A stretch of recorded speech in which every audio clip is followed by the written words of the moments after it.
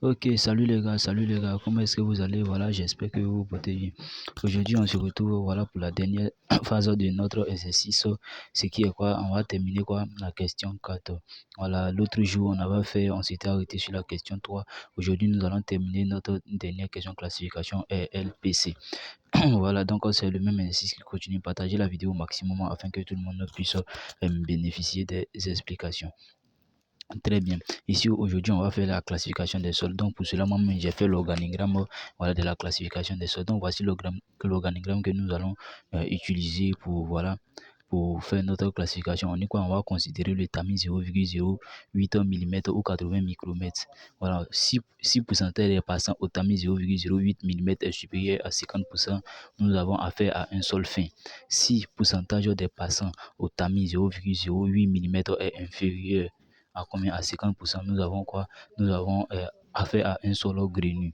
Donc maintenant, on considère maintenant le tamis 2 mm. Si pourcentage des passants au tamis 2 mm, voilà, je suis en train de vous expliquer l'organigramme. Si pourcentage des passants au tamis 2 mm est quoi? Est supérieur à 50% là, alors on a fait à quoi? On a fait à un sable. Si pourcentage des refus, voilà, si pourcentage des refus au tamis 2 mm est supérieur à 50%, alors on a affaire à une grave. Maintenant, on va reconsidérer quoi? Le tamis, voilà. Donc, on va suivre l'organigramme et puis ensemble, voilà, on va, euh, on va répondre à notre quatrième question pour déterminer la nature de notre sol qui est là. Donc, partagez la vidéo au maximum afin que tout le monde puisse bénéficier des explications. Donc, ok, allons-y. C'était la quoi? La quatrième question, classification, voilà. Voilà, classification du sol. Très bien. Pour classifier le sol, on a dit quoi d'abord? On prend notre organigramme, voilà. On dit quoi? On considère le tamis 0,08 mm. Donc, on écrit ça. Ok, donc on peut dire quoi? Considérons, voilà, premier tiret.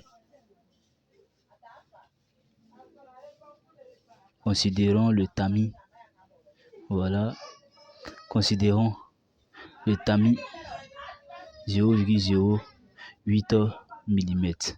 Très bien. Donc, on a quoi? Donc, on va considérer notre tamis 0,08 mm. Regardez ici. Voici les tamis ici. Voici les tamis. Donc, voici le tamis 0,08 mm. On dit quoi? On a 40% des passants. Voici ça ici. Pourcentage des passants. 46% des passants au tamis 0,08. On a 46% des passants. Donc, on va mettre quoi? Pourcentage des passants au tamis 0,08 mm. Voilà. Donc, est égal à combien? 46% qui est inférieur, voilà, est égal à 46% qui est inférieur à combien? Qui est inférieur à 50%. Est-ce que vous comprenez un peu? Très bien, on dit c'est inférieur à 50%. On prend notre organigramme. On nous a dit quoi?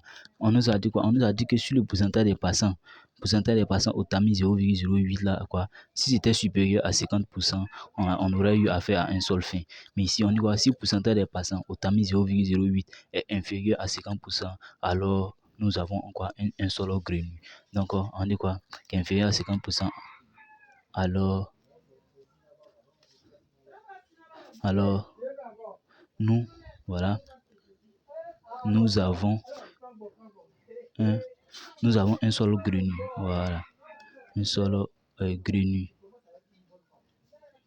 Très bien. Maintenant, on va considérer quoi maintenant? Après ça, maintenant, on dit quoi? On considère le tamis 2 mm. Voilà. Après avoir étudié, on a dit que nous sommes en face d'un sol grenu. Maintenant, on va considérer le tamis quoi? Le tamis 2 mm. Très bien. Donc, deuxième tiret. Considérons, voilà. Considérons le tamis 2 mm. Très bien. Donc, on va voir pourcentage des passants au tamis 2 mm. Au tamis 2 mm est égal. Donc, on va chercher ça ici dans le tableau. Si ce n'est pas dans le tableau, on va aller regarder sur la courbe. Est-ce qu'il y a le tamis 2 mm ici? Voici la ligne des tamis ici. Est-ce que vous voyez un peu? Donc, il n'y a pas 2 mm dedans. C'est 1 mm et puis après 5 mm. Donc, on va aller voir quoi? On va prendre notre courbe. Voilà. On va prendre notre courbe qu'on a déjà tracée. Et puis, on va chercher le tamis 2 mm là. Tamis 2 mm là, on va chercher ça fait combien de pourcents? Est-ce que vous comprenez un peu? Donc, voici le tamis 1 mm. Voici le tamis 2 mm qui est là. Donc, arrivé sur le tamis 2 mm, il fait quoi? Là, c'est 1 mm, 2 mm. Arrivé sur le tamis 2 mm, il fait quoi? Je projette. Voilà, je tombe là. Est-ce que vous voyez un peu? Quand je tombe là, je projette comme ça. Puis je tombe ici, quelque part au milieu ici. Oh là, ça fait combien? Là, c'est 90. Est-ce que vous comprenez un peu? Là, c'est 100. Donc là, c'est combien? 98, 96. Ici, entre 96 et 98 et 96. Est-ce que vous comprenez un peu? Comme ici, entre 98 et 96, c'est-à-dire ici au milieu, donc ici à 97%. Donc, au pourcentage des passants au tamis, quoi? Au tamis 2 mm, là, ça fait combien? 97%. Très bien. Donc, le pourcentage des passants au tamis 2 mm est égal à combien? 97%, qui est supérieur à combien?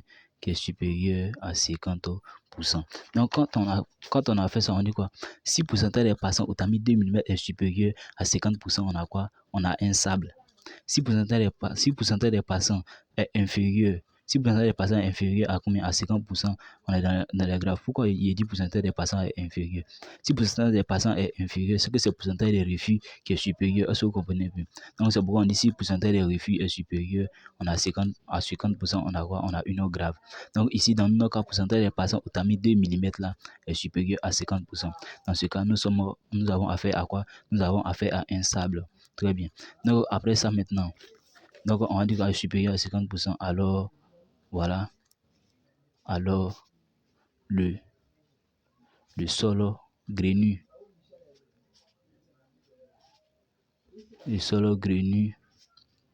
étudié, le sol grenu étudié est quoi? Est un sable, voilà. Est un sable, très bien. Donc nous avons affaire à du sable. Donc on va prendre notre organigramme encore, on va voir ce qu'on nous dit. Après avoir dit que c'est sable, on fait quoi? On vient ici. On dit quoi? On va reconsidérer le tamis quoi? Le tamis 0,08 mm. Très bien. Donc allons-y. Troisième tiré. Reconsidérons, voilà.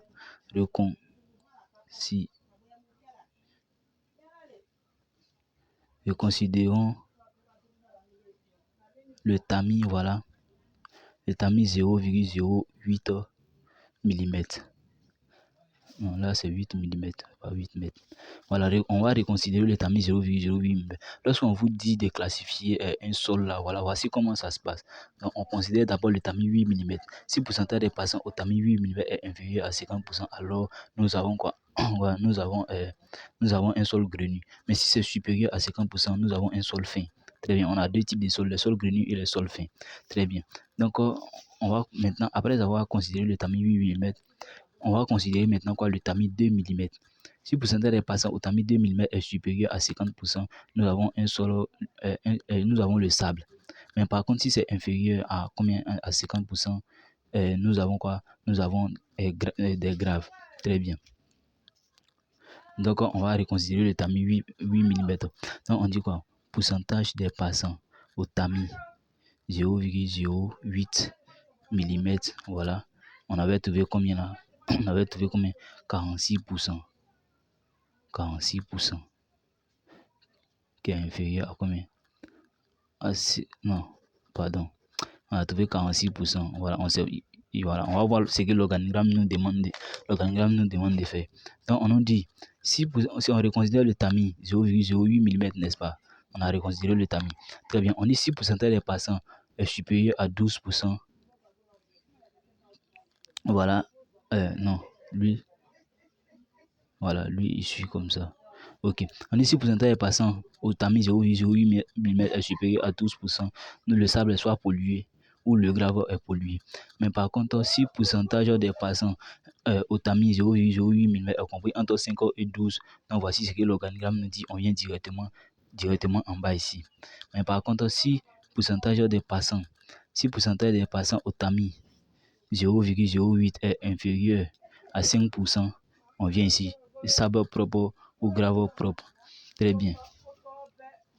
Donc ici, dans notre cas, le sable est pollué. Est-ce que vous comprenez un peu? Dans notre cas, le sable est pollué. Parce que quoi? On a dit que quand on avait considéré le tamis 2 mm, on avait eu du sable. Donc quand on vient ici, on sait que le pourcentage des passants est supérieur à combien? Otami 0,08 là, ça fait 46. 46 est supérieur à 12. Ok. Donc, on dit quoi ici? Supérieur à, supérieur à 12%. Voilà. Voilà. Alors, voilà. Alors, le sable, voilà. Le sable est, le sable, comment? On dit quoi? Le sable pollué ou grave pollué. Ok. On dit quoi? Alors, le sable est pollué. Voilà. Le sable est pollué soit par quoi? Le sable est pollué soit par l'argile, voilà. Soit par la. Le sable est pollué soit par l'argile ou soit par le limon. Soit par l'argile ou par le. Ok, par le limon, voilà. Par le limon. Hein. Ok. Donc après ça, maintenant, on répond quoi? Notre organigramme. On répond notre organigramme. On dit que sur le sable pollué là, quand le sable est pollué, voilà, sable pollué soit par l'argile, soit par le limon, on se réfère au diagramme de quoi? De plasticité de Casagrande pour déduire quoi? La nature du sol. Est-ce que vous comprenez un peu? Ok. Donc on va se référer quoi? On dira sur le maintenant ici après cette référé au diagramme de Casagrande, on dira sur le sol est grenu, sur le sol est grenu est pollué par l'argile ou par le limon. Très bien. Donc on a dit c'est pollué par l'argile ou par le limon. Mais on ne sait pas c'est qu'est-ce qui a pollué le sable d'abord. Est-ce que vous comprenez un peu? Donc on va se référer au diagramme de plasticité Casagrande. Donc je vais prendre voilà de Casagrande. Ok, donc voici le diagramme de Casagrande ici. Très bien, vous voyez un peu. Voilà, c'est comme ça que ça se présente. Limite de liquidité, là c'est limite et indice de plasticité. Est-ce que vous comprenez un peu? Très bien, donc on va prendre notre exercice. On nous avait donné limite de liquidité. On dit que limite de liquidité, ça fait 31%. Est-ce que vous comprenez un peu? Donc limite de liquidité fait 31%. Donc on est quelque part ici. Est-ce que vous comprenez un peu? 31%. Bon, ça c'est 35. Donc 31, on est quelque part ici. Est-ce que vous comprenez un peu? Attends que je prenne le crayon. Le crayon, ok. Et je prends le crayon. Donc, limite de liquidité, là, on est quelque part ici. Est-ce que vous comprenez un peu? Et puis, on nous dit quoi? L'indice de plasticité. Quand on avait calculé notre indice de plasticité, on avait trouvé, je crois bien, voilà, indice de plasticité. On avait trouvé combien? On avait trouvé 7%. Très bien. Indice de plasticité, on a trouvé 7%. Là, combien? Là, c'est 10. Là, c'est 0. Là, c'est 5. 5, 7%, on est quelque part ici. Est-ce que vous comprenez un peu? Ok. Donc, quand c'est. Voici la ligne. Ça, c'est quoi? Ça, c'est la ligne de. Voilà. Ça, c'est la ligne des. Très bien. Très bien, les gars. Donc, voici ça un peu. Donc, voici ça un peu. Donc, on met ici. Ça, c'est limite de liquidité. Si limite de liquidité est quoi? Est égal à combien? Ici, on dit limite de liquidité égale à 50%. Est-ce que vous comprenez? Donc, voici ces limites de liquidité. Donc, ceux qui sont les limites de liquidité qui sont inférieures à 50%, si on est en dessous de cette droite, on peut voir ici limon peu plastique. Si on est au-dessus de la droite, agile quoi? Agile peu plastique. Mais par contre, si limite de liquidité est supérieure à 50%, voilà, c'est qu'on est de l'autre côté ici, de la ligne, de la ligne qui les sépare. Voici ça ici. Si la limite de liquidité est par exemple 60%, on est ici. Et maintenant, si les deux ils se sont croisés en dessous de cette droite là, est-ce que vous comprenez un peu? En dessous de la droite, on est quoi? On est ici. Est-ce que vous comprenez un peu? On est dans le sol organique très plastique. Et puis si on est, ils se sont croisés quelque part ici, organique très plastique. Et limon très plastique aussi, ils se sont croisés là, on est quoi? Agile très plastique. Très bien. Donc, je vous explique comment ça se passe. Ok, donc on va faire voilà, un petit calcul pour voilà, essayer de voir si on est dans limon peu plastique ou agile peu plastique. Parce que nous, notre limite de liquidité est déjà inférieure à 50%. Nous, pour nous, c'est 31%. Est-ce que vous comprenez un peu? Donc, on va calculer l'indice de plasticité de cette ligne de référence ici, IP. Indice de plasticité, on dit ça fait 0,813 multiplié par la limite de liquidité. Voilà. Où est la feuille là? Très bien. Donc, voilà, calculons l'indice de plasticité de la ligne de référence. De la ligne de référence. Ok. Indice de plasticité de la ligne de référence. On dit indice de plasticité de la ligne de référence là est égal à quoi? 0,73 multiplié par limite de liquidité moins 20. Très bien. Donc est égal 0,73 multiplié par limite. Nous, notre limite de liquidité, on nous a donné combien? On nous a donné, voilà, aussi c'est ici, on nous a donné 31. Très bien. Donc on multiplie par 31 moins 20. Très bien, est égal. Donc on va. Donc ça fait 0,73 multiplié par 31. Très bien. Donc ça nous fait combien? Ça nous fait 8,03. Donc ça fait 8,03%. Ok. Donc on va comparer l'indice de plasticité qu'on a calculé puis l'indice de plasticité de la ligne de référence. Donc indice de plasticité. Par exemple, la ligne de référence, il y a noté ça A. Voilà. Ligne de référence, l'indice de plasticité de la ligne de référence est égal à combien? 8,03%. Et de plasticité que nous-mêmes on a calculé, indice de plasticité calculé là est égal à combien? Est égal à, nous on avait trouvé 7%, je crois bien. On va voir ici. Voilà, l'indice de plasticité que nous on a calculé. Ok, c'est ça, on a trouvé 7%. Très bien. Quand on a trouvé 7% maintenant, donc indice de, on dit quoi? On va aller indice de plasticité de la ligne de référence est supérieur à l'indice de plasticité que nous avons calculé. Indice de cal. Alors quoi? Alors, donc, on est quoi? On est en dessous de la ligne de référence. Est-ce que vous comprenez un peu?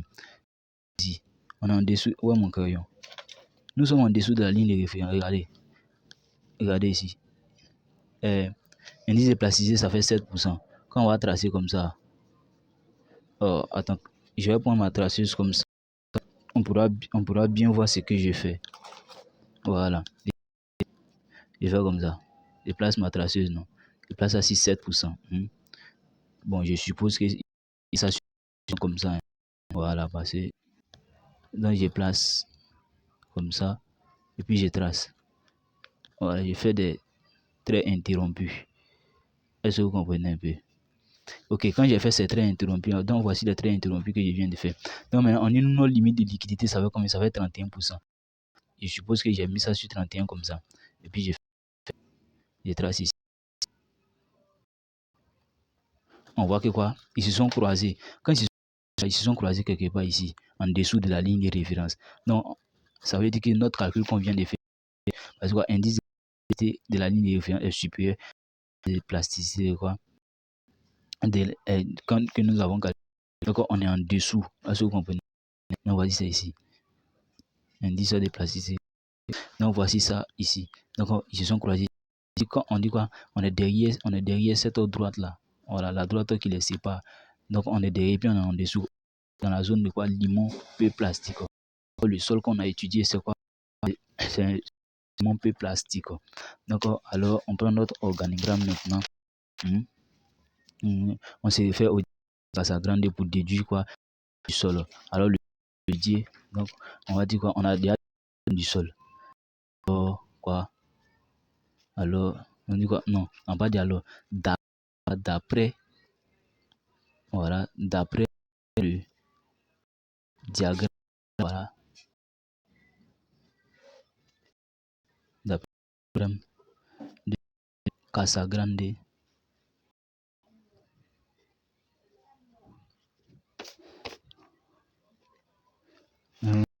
diagramme de Casagrande, le sol, voilà, le sol étudié,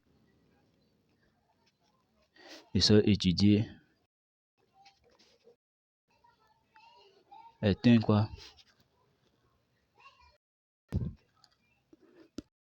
Est un limon peu plastique. Voilà. peu plastique. Très bien. Donc après ça maintenant, quand c'est référé à la position du limite de on donne les directions, donne directement le sol fin. Voilà, c'est ce qu'on nous a dit. On dit la position des limiteurs de liquidité et l'indice de plasticité donne directement le nom, voilà, j'ai oublié d'écrire ça, le nom du sol fin. Est-ce que vous comprenez un peu? Donc, limon peu plastique, limon très plastique, agile peu plastique, agile très plastique. Donc, ce à quoi on fait allusion ici dans cet organigramme, là c'est ici, hein. Ça c'est le cas des sols fins. Est-ce que bah, ça quitte là, sol fin, on quitte ici, on vient ici, et puis on rentre ici direct. Est-ce que vous comprenez un peu? Très bien. Donc après ça maintenant, on dira si le grenu est quoi pollué par l'argile ou par le limon. Ok, donc le sol, quand on a fait à du sable, hein. Après le diagramme de Casagrande, le sol étudié est quoi? Non, pas du limon. Non, après ça maintenant, on dit quoi? Voilà, on va dire que c'est pollué par... On dira que le sol grenu étudié est pollué par l'argile ou par le limon. Quand on s'est référé au diagramme de Casagrande pour déduire le nom du sol, très bien, on a déjà déduit le nom du sol, c'est le limon peu plastique. On dira que le sol grenu, voilà. Donc, en conclusion, donc voilà. Donc, le sol grenu étudié là est pollué.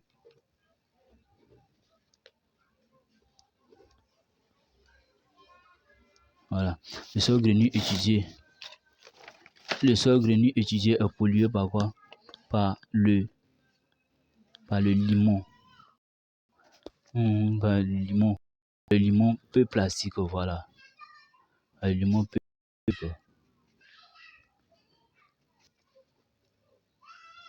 par le limon peu par le limon peu plastique.